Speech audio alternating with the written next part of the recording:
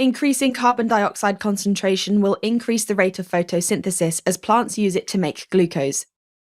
This image shows photosynthesis. This beige oval represents carbon dioxide, which is required for photosynthesis to occur. So what does the relationship between carbon dioxide and photosynthesis look like as a graph? Increasing the carbon dioxide concentration only increases the rate of photosynthesis up to a point. So at point A on this graph, we can see there are low carbon dioxide levels. At these low CO2 levels, the rate of photosynthesis is also low. At point B, we have an increased level of CO2, which sees an increased rate of photosynthesis. Between points B and C, there was no change in the rate of photosynthesis. Once that point is reached, other factors such as light intensity have to be increased. So what happens if light intensity is increased? On a sunny day, the demand for carbon dioxide can be high. Increased light levels means more carbon dioxide is needed by the plant. This means that carbon dioxide can often be a factor that limits the rate of photosynthesis, known as a limiting factor. What might this look like in a graph?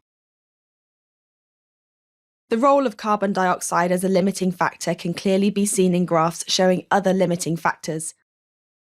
This graph shows the effect of light intensity at two different temperatures. This end of the scale shows where we have the highest light intensity. At the flat part of the graph, so here on the blue dotted line and here on the red line, something is limiting the rate.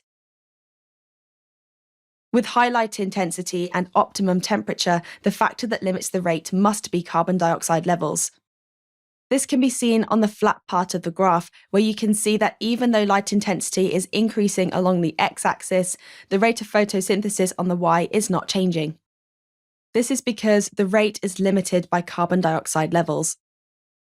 We know that carbon dioxide is the limiting factor here and not something else because the temperature is at its optimum. In other words, the temperature is at its best level for photosynthesis, therefore the carbon dioxide level is the only other limiting factor that could be responsible for the graph flattening out. Thanks for watching. If you want to take your GCSE revision to the next level, head over to launchpadlearning.com and check out our smart learning platform that's been designed to get you top results in your exams. We cover your whole specification and make revision fun with interactive quizzes, easy-to-follow videos, and more. You'll be kept motivated by your own AI tutor who's here to support you every step of the way. To check it out for yourself, click here. Or click here to keep watching a selection of the videos from our full GCSE Biology course. See you there!